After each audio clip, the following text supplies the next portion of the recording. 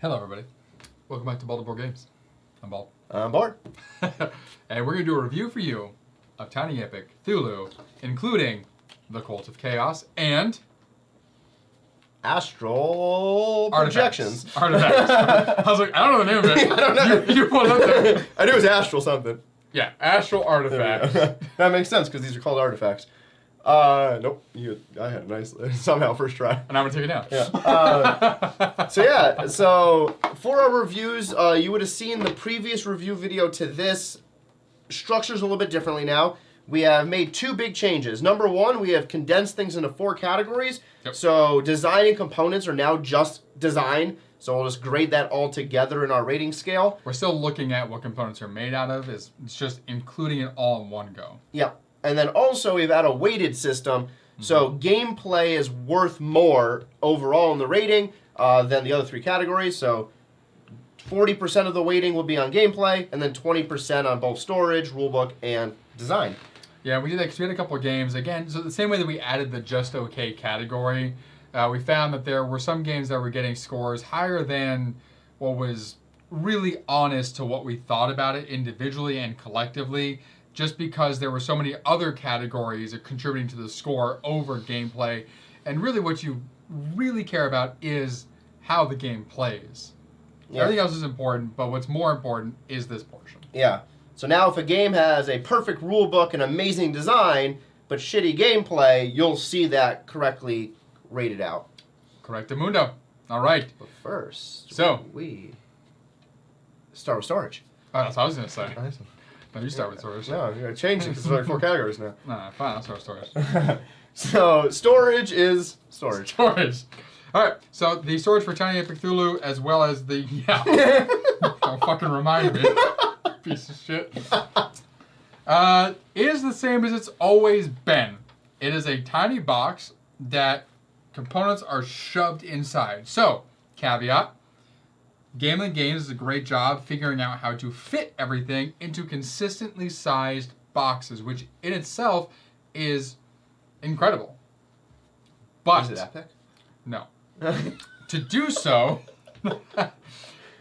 you compromise the components themselves, specifically the cards and stuff of that sort. You have to get them in there in a very specific way to get the box lid to sit on flat. So we've done this 2 different ways, and this main box still doesn't sit flat in the 2 different ways that we've tried.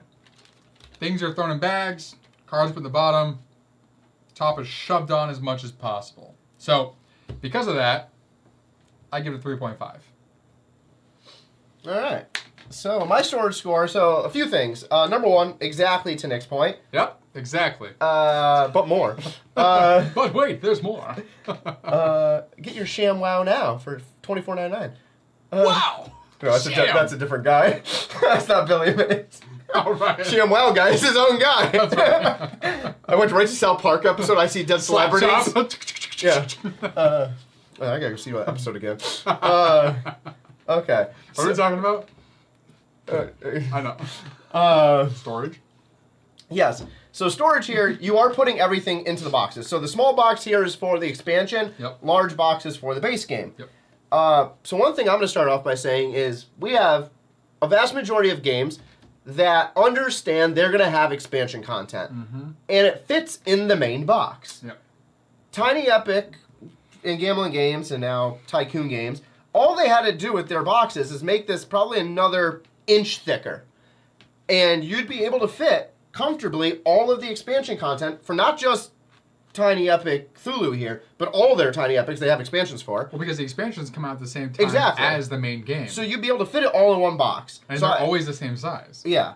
So for our purpose, because we have so many games, storing all the expansion boxes take up space. It's annoying. You got to go focus on which one's which. So to me, they could easily improve this by making this box a little bit taller to put the expansion content in. Yep. But that is not simple. That is not going to solve the problem, to Nick's point, where you're just throwing all the stuff in a box. For a few of the Tiny Epic games, it's not that big of a deal. Correct. This one is not that. This, you have all of your card locations that's in the bottom. No problem. Cool. You have all of your monsters and your player cards that sit on top. That's fine, because they're almost the same size as the box.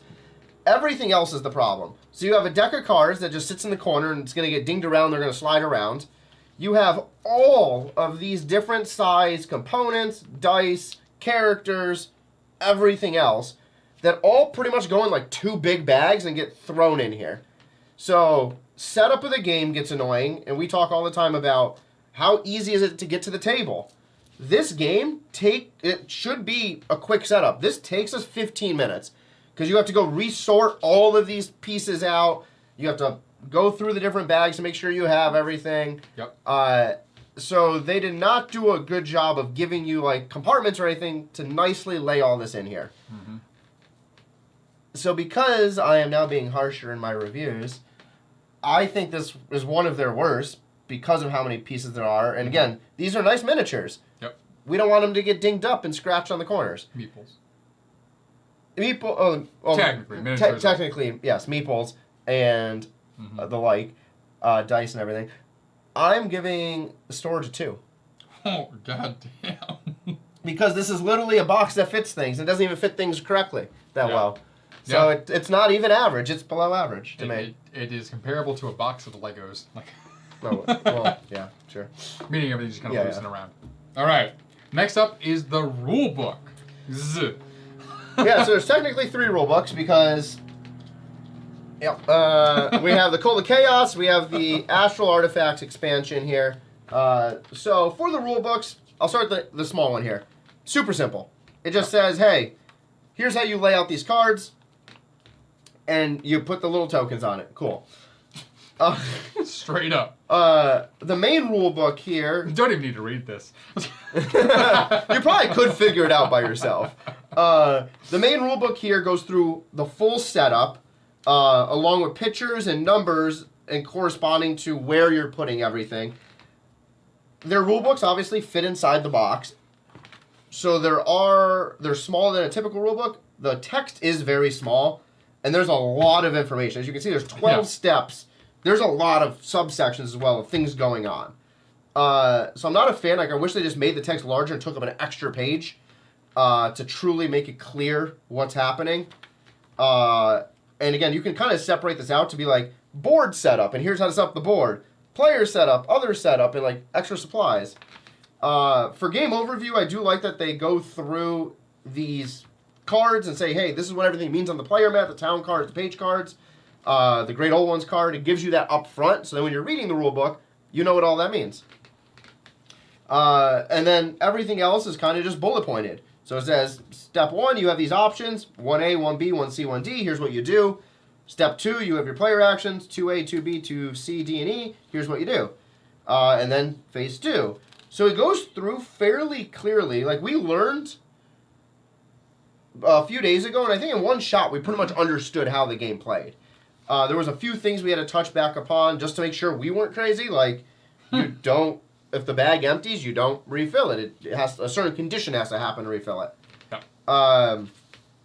And then in the expansion book, it goes through and says exactly how to add in the different expansion content, exactly what happens with the new type of player piece, and then exactly what happens in the player actions that change.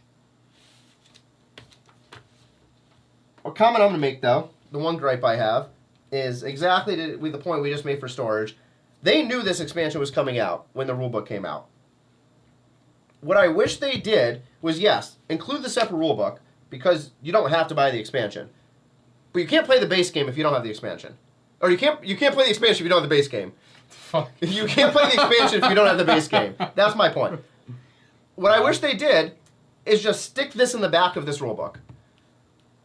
If it was in the back of this rulebook, this rulebook is crucial. You have to have this book to play the game. Mm-hmm. So just make the back the expansion. Be like, if you have the expansion, refer to this. If you don't have the expansion, then don't refer to this. Yep. Because again, they already knew this was coming out. If they have a future expansion, give us a separate thing. But these came out at the exact same time. They did that with, not they as in Gameland, but I think Andromeda's Edge, but I know for sure Dwellings of Eldervale, all the books came in the one game. Yeah. And I said, hey, if you have these characters, this thing, then refer to this. Then this is the stuff for that. Yeah.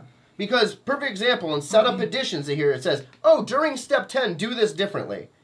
It would have been way easier if it was all in one book. Yeah. And don't put it in this section. Like, this section should only be the base game. But say, hey, refer to this page later on for all this stuff. Well, like they do for solo variants and stuff. Exactly. Yeah. So that's just something like, with the Tiny Epic games, I think it'd be way cleaner than trying to read through 2 rule books at the same time and making sure you're not missing things from one rule book to the other. Yep. So I'm giving rule book for this a 4. Okay. All right. Okay, so rule books. All right. So I guess first off, it teaches you the game, which is great. It does do that. If you read through, If it didn't, woo! you will know how to play Tiny Epic Cthulhu. What is this? That's the solo page. Is there just a thing? That's a page that sings for solo. Interesting. There's no reference though for ourselves. That was one thing I forgot to mention. Yeah, so that's what I was going to say is there's no reference card here for thing. There's the back of the book, right? Which gives you some basic info here, like what these are, what you can do on your action, tells you what page to go to for the description, but none of this is super helpful. I guess the 012, sure. This, fear, regards move, banish, collect wild, okay. I guess so. It's still so small, man. Yeah, it's the same on both, which is interesting. You would think that on here, they would have included the differences for this expansion on the back of this book, like banishing a follower, or the fact that a follower adds 1 to trying to seal a portal, or adds 1 to trying to complete a page card, which is this. Nope, carbon copy. Except for the top stuff here, but carbon copy. So it doesn't really make sense in that way to me. The rulebook is super wordy to the point of confusion. They go over, which is the issue. Especially if I read the book to him. Yeah, because fucking read it word for word. I convert the words in my head as I'm reading. Right, that's the problem. Is he like reads it and then tries to spit out what he thinks it means, which I consider a fun skill set of being able to read and convert at the same time. But you're because wrong. I can understand it half the time. Yeah, but like for the thing you were wrong about, like one of the things you were trying to figure out, you had to read the same section like 3 times. Like, oh wait, no. And then you turn the page finally. You're like, oh. 60% of the time it works all the time. So. That's one biggest gripe.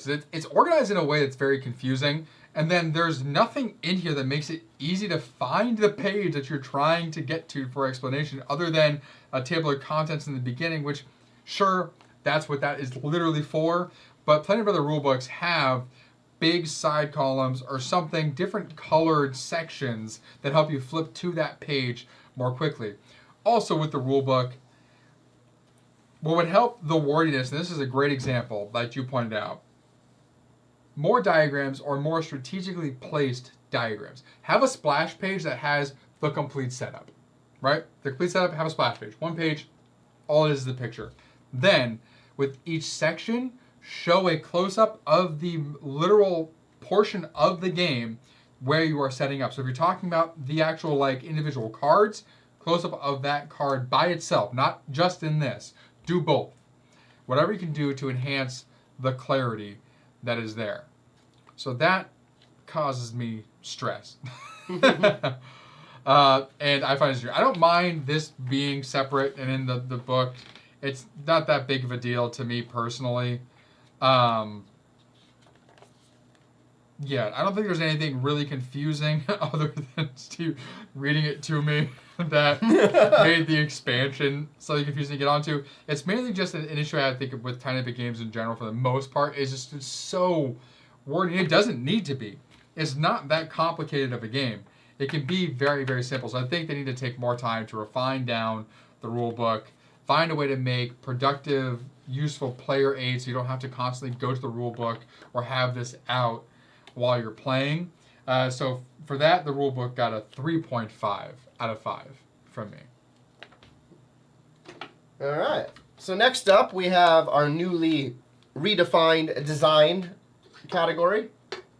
So that includes all of the components here, the full game board and all those components, as well as how they look on top of what they're made out of. Alrighty, folks. So, I think Tiny Epic's strongest skill is their design. I think they completely understand how to make something feel and look like you're in the world you're playing in. So, when it comes to... Where are we at? Around the main board? Cool. When it comes to the dice, love it. Instead of doing 1, 2, 3, it's 1 tentacle, 2 tentacle, or instead of 0, 1, 2, it's 1 tentacle, 2 tentacle, or Cthulhu themselves. Great. Spectacular. They are a big fan of the silk-screened wooden pieces, as am I. Very unique to every single game. The little tentacles look great. The shamblers are all different and look awesome. I love this graphic light and dark look to them. All the great old ones are different sizes. They're the bigger, chunky ones, just like in Tiny Epic Dungeons. I think it was the first time I saw them do this. Again, with the light and the dark design to them, in different shapes. Very fun to look at. The cards are all of a nice linen finish. The iconography is very, very clear. No confusion whatsoever on what is what and what it does. The way they designed this spinner and the fact that they included something on the bottom to make sure it doesn't move around much when you spin it was a phenomenal add and very simple, but also something that could have been easily missed. Keeps that from moving your stuff around on the board, especially if you have these cards around. The cards, they fit in. The Shambler pictures there. The abilities. Everything, I think, is phenomenal. Fits in theme. Easy to understand. The Necronomicon, having to decode that by getting all the different pieces. Spectacular. So, long story short, design, it's a 5 out of 5 for me. All right. All right. So, I'll start with the components themselves. Again, strong suit of Gamelin games. Super cool, different things. For these shamblers, they're all a little bit different. One's like a dragon, one's octopus squid man, one's King Kong as an alien. I don't know. I don't know what they are, but they look cool. Octopus squid man. No. What do you mean? Let's do this. It's more like the swamp monster, like swamp thing or something. Sure. I don't know. They all look cool. That's the point. They're all demons. They're all literally nothing because they don't exist. They all look cool. Yeah. The tentacles are little tentacles, and I'll put this into something we've talked about in previous games. All the 5 different colors of tentacle, 6 in this game, so we have 6 because of the expansion, are all shaped exactly the same. So when they're in the draw bag, there's no impact on, oh, I knew I was pulling a yellow. They're just all the same shape. They're just colored differently. Absolutely. What is cool on top of that is each color is slightly different of an image, though. Yes, it is. Which is fun, that they like customize it ever so slightly in that way. Yep. Design of everything, great. I love the different town cards. All these are double-sided. So let's take what we don't have here. So library, you got this side, and another side, just 2 different effects, but still looks really cool as a library theme. Dice are awesome that they used, instead of just a basic 1 through 6 or 1 through 3 twice, they used some fun symbology there. Symbology. And yes, 100% to Nick's point, I love that this has a sticky thing on the bottom. Yeah. Keep this comes flying off, no problem. No. That's if you're flicking in the middle like an idiot. Yeah. But this is great design. Yep. And how this builds around it. Also, the fact they made it a tentacle instead of just a generic arrow is fun. Oh, yeah. I give design a 5 as well. All right, you were hesitant there. I didn't think you're gonna. Did you finish commit. the album? No, just do it. You didn't? Oh, okay. She's just watching. I was asking questions, you know. All right, introduce gameplay for me. I'm kidding, it's for you. All right, so next up is gameplay. So again, gameplay weighs heavier than our other categories with this new change because that's really what we all care about the most. So gameplay. Yeah, so the way the game works is each player has 3 actions per turn. So every turn starts the same. You spin the spinner. Wherever the front of the tentacle is pointing gives you an action. That is the board action. So that triggers first. It tells you what you do. So it could be adding things to the board, or to the discard mat. It could be triggering the Great Old One's special abilities. It could be drawing extra tentacles. So you do that. You draw tentacles for each location. You place a shambler down wherever the tail end is pointing, and then move your Great Old One to that location. You don't draw tentacles for each location. You draw tentacles equal to the number of the power of the Great correct. Old One, and it goes on the location Where specifically where it's pointing. Thank you. Just for clarification. Yes. Then, once that intro step is done that everyone has to do, I can then take my actions, and I have 3. I do my stuff.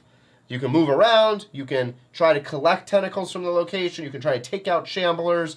You can utilize the action ability on the card. And additionally, because of the expansion, you can try to banish followers.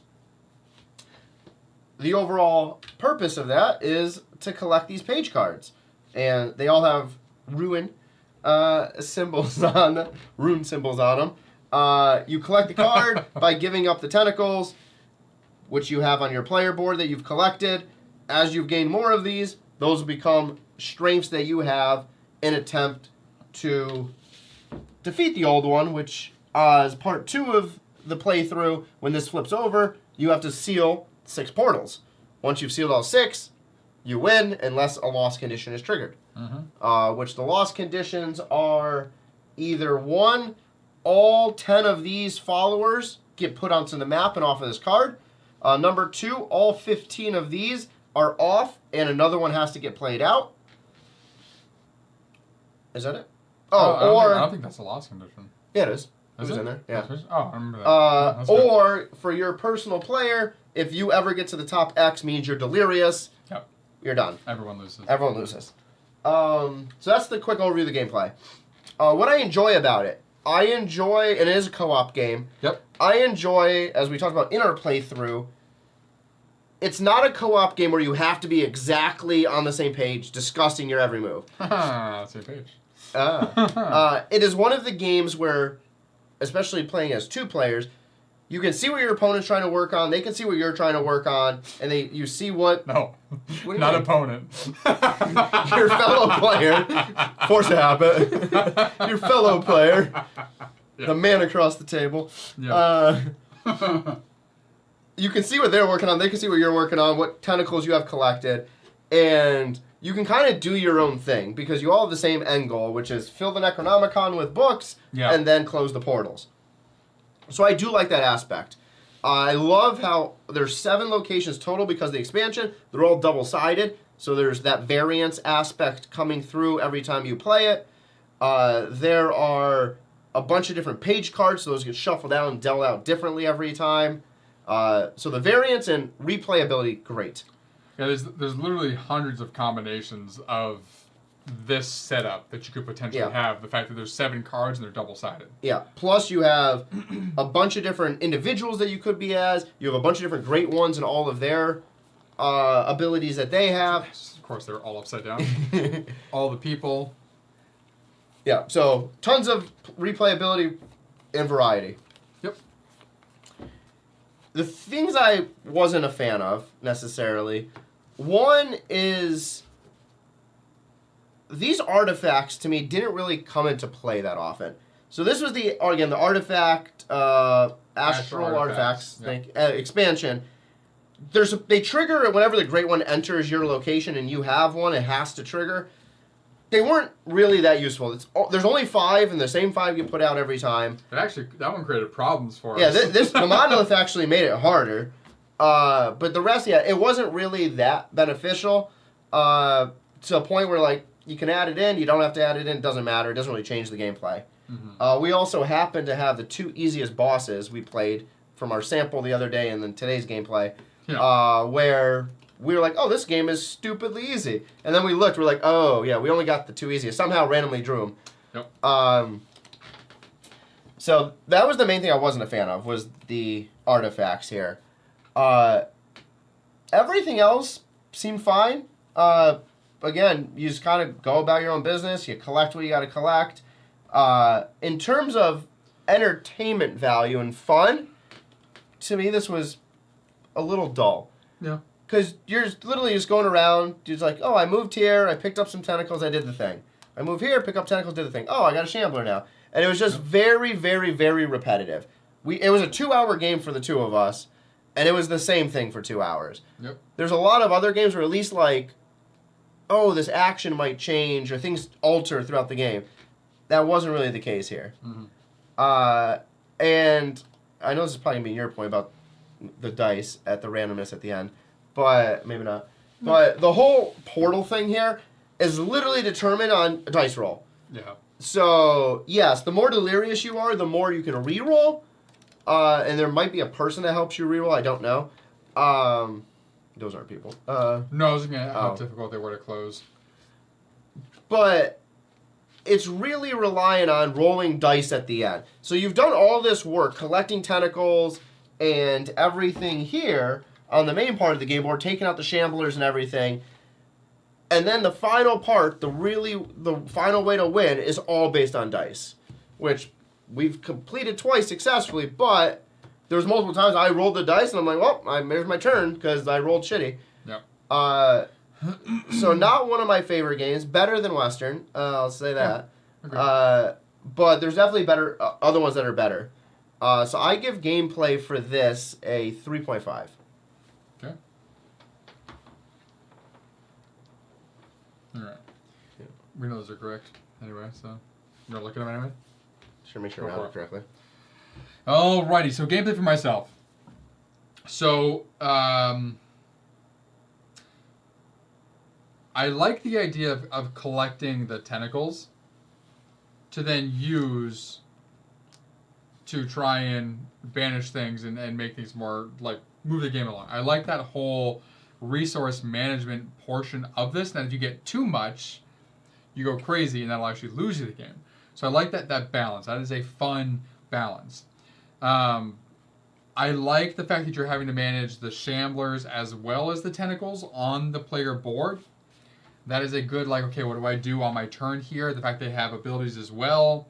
I think 3 actions is a perfect number of actions for what you're trying to do. The fact that you have more tentacles, you can do more. Marvelous. I like that each character has their own ability as well. Cool. I agree the astral artifacts, they don't add anything to the game. They don't make it more fun. They don't really make it more difficult. I don't like that they activate automatically once the old one's in your location. I would prefer that you get to choose to use them based on the situation. So, astral artifacts, don't like whatsoever. I love the idea of the Necronomicon. I like that you have to, like, decipher these pages to then put pages on the Necronomicon, like you're deciphering the Necronomicon itself to learn how to, like, close the portal to the old one. I think this is the best part of the game, honestly. I agree. Especially because when you're playing with the expansion, the Cult of Chaos, they take away cards and put themselves out there and make it more difficult for you to then get the cards to do this. Spectacular. I think that expansion is a must to make this game interesting at all. I think playing this game without the Cult of Chaos, this game would be so fucking boring without it. Because it'd be so easy, honestly. Even with the more difficult ones, I think it would still be so easy because the most difficult part in our playthrough was getting the pages because of the followers on those pages. Is this only a 2-player game? No. Plays 4. Oh, 4 would be stupidly easy. Exactly. So, I think the biggest issue with this game is that it is too easy. So, things I mentioned in the playthrough. When the Great Old One flips over, their abilities should not remain the same. These abilities on the bottom of their card should get incredibly more difficult because it's their last leg where they're trying to stop you. There needs to be more ways for the Great Old One to get more powerful. Honestly, anytime anything goes past its mark, so the tentacles, the cursed, the shamblers, that Great Old One should get stronger every single time. And you look, it doesn't say that at all. This is the only time the Great Old One becomes stronger is if you have 3 Eldritch, which are the black tentacles. You have 2 here. A 3rd one gets drawn. Is the only time that ever goes up. Yeah, so... We check like 6 times just to make sure we're playing it right. Exactly. So the tentacles, right? So When tentacles go up, strength token 1 space, this place. Oh, so that's for ourselves, so that's fine. So when we go up for ourselves, we go there. It should say Eldritch Tentacle somewhere. Yeah, I'm looking at also the Madness one. Oh, I know, but yeah, this is the only one that says. Yep. The Eldritch one we know is where it goes up and the old one gets stronger. Chaos Tentacles for yourself. You just get out of that. Triggering the old one's power when the Madness Tentacles go up, but that's it. And yeah, half the time their Shambler. power either did nothing or had no serious consequence. Yeah, so even the powers... Yeah, it doesn't. So there needs to be more ways for the Great Old One to get stronger to make it more difficult because they never passed that middle line for us. There was never any danger of the Great Old One getting to the end of their track, and there should be. That should be the main thing. We're like, shit, he's getting up there. We need to find a way to do something like right now. Like, it's insane. So the game itself is just way too easy. I got sidetracked a little bit. All that. So things I do really like. I like the spinner. I think it's a great way to randomize where things go and you have to act on the fly. I think that's great. I like that there's 2 phases to the Great Old One. There's the first phase where you can't even pass him or go to the same location as the Great Old One. And at the second phase, you can. You're trying to kill them. Again, the Cult of Chaos is needed because that cultist, when they're on the same location as him, you can't attack him. Without him, it'd be so easy to just go, boom, boom, boom. Okay, we're done in 6 turns once we get that side flipped over. That's kind of how it happened, even with this. Exactly. I don't mind the dice being something you roll to, try and seal them off. I think what I would have preferred is no dice being used, and instead you have this whole stack of page cards. Make us just straight up spend page cards to close it. So once we spend our 3 blue, that counts as 3. That's the 3. Done. Now you got to get 2 more to do it again. Like, easy. And if this ever runs out, reshuffle and redeal, obviously, so you can't, it's not impossible to win. That, again, would be more difficult. More interesting as well than, all right, I got 5 blues. Roll. I got a 1 and 4 zeros. Shit. Like, that's actually roll 1 and 4. No. Oh, I'm just saying. No. Yeah, right there. So I'm saying, they can happen, and that would true. feel shitty, and that's not fun. So I don't like that at all. This happened to me twice. I had to roll 3 dice. I got 0, 0, 2, 0, 0, 2, and I needed 3. So there's a lot about this that is fun and has great potential, but unfortunately there's a lot about this that is not fun and just makes it kind of dull. So my final score for gameplay is a 3.5. All right. So finally, per usual, we'll go through our 4 categories now, give the Bolden Board Games combined score, talk a little bit about it real quick, and then give the final totals. Yes, indeed. All right. So, storage. Bald gave this a 3.5. I gave this a 2. Bolden Board Games rounds down always. So it would have averaged 2.75, but we rounded down to 2.5. It did not meet that threshold to hold up. The big thing about storage, it's a box with a plastic bag for all the stuff, and cards go on the bottom.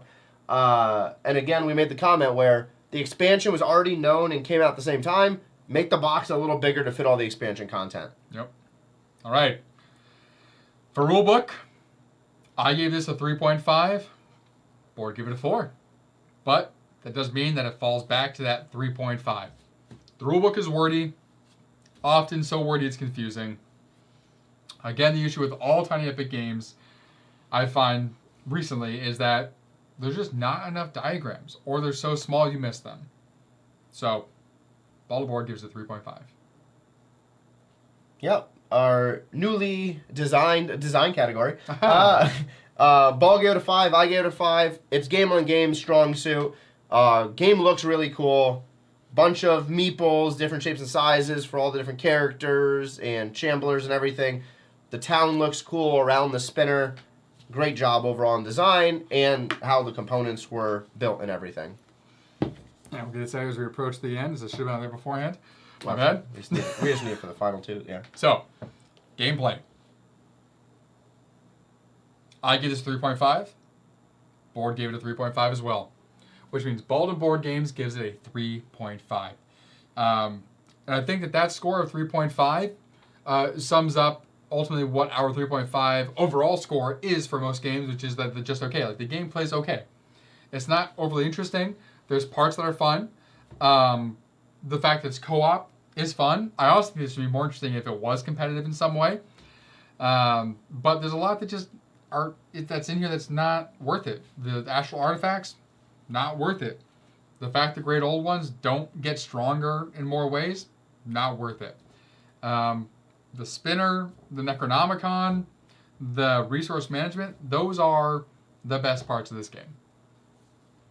All right. So now summing together the 4 categories independently. So as board for all 4 categories with our new weighting and rating system, I give Tiny Epic Cthulhu with the Cult of Chaos and Astral Artifacts expansions a 3.5. And I, Bald, give Tiny Epic Cthulhu and the Cult of Chaos, as well as the Astral Artifacts expansion, also a 3.5. Which means Bald and Board Games gives Tiny Epic Cthulhu by Gambling Games, as well as the expansions The Cult of Chaos and the Astral Artifacts, a 3.5. Which makes it a Bald and Board Game certified just okay. Again, the big bullet summary point there is without this, without the expansion of Cult of Chaos, this probably would be a lower score for both of us. Yep. Cult of Chaos at least added a little bit more interest, but overall, it's not that great. Like, it's dull, it's repetitive. They need to up the game with the characters to make it a little bit tougher and make that you really feel it at the end that like you're trying to battle it out. Yeah, if this was a harder game, if the Great Old One got more powerful more quickly, then the repetitiveness would not feel repetitive because it would feel like every choice you made really mattered. Yeah. Every action had to be strategic, and if you mess up one thing, at the end of the game when you lose, you can think back to like, oh man, if I'd done this one thing, we would have won. Yep. That would make this game significantly more interesting. Because there's other games we've played by them that are, I mean, technically Tiny Epic Dinosaurs is repetitive, but because every single thing you do matters, it's interesting the entire time. Yeah. So, just okay is an appropriate score, because it is not bad by any means. If you're looking for a casual co-op game for spooky season, there you go. Casual co-op game, spooky season, not overly hard, can chill, figure it out, play, have some fun, but if you're looking for competitive spooky games in spooky season of October, coming next, you'll see here on YouTube will be our next playthrough of October, which would be doing the calendar, right? Witcher Adventure Game. there it is. I'll try to like time yeah. So Witcher Adventure Game will be coming this week here on YouTube With Bombastic. With Bombastic. This upcoming Thursday, 8 p.m. Pacific Standard Time, will be a live playthrough on Twitch of Biohazard with our friend A Badass, and that'll be a real fun one. It's pandemic, but a little bit more extreme. Yeah, it seems better, which is why we got it. So it's pandemic in the sense that there is a virus that is spreading across the globe, but it's not cooperative by any means. No. It is entirely competitive. Yep. And it's selfish as all hell. That's you great. are trying to save yourself and any regions that you're supposed to and tell everyone else to screw off, or you're waiting for the prime opportunity to finish their section so you can get the points. Yeah. So it's going to be a lot of fun. Yeah, we have a bunch of other spooky games coming up. On Saturdays we have a few, and then We have the spookiest game. Yeah, ending the month will be our final Tuesday. It'll be on a Tuesday, but Dark Blood. Check out our rulebook rundown unboxing here on YouTube. It's going to be a little crazy. We're hoping to have 2 other players to run all 4 cults. We'll have at least one. We'll have at least one, but hopefully I'll get a full pack. Yeah, but we're excited for Spooky Month. All right, everyone. Thank you for joining us here at Bald and Board Games as we reviewed Tiny Epic Cthulhu, Cult of Chaos, and the Astral Artifacts expansion. I'm Bald. On board. And we will see you with the great old one. Oh. Yeah, why not?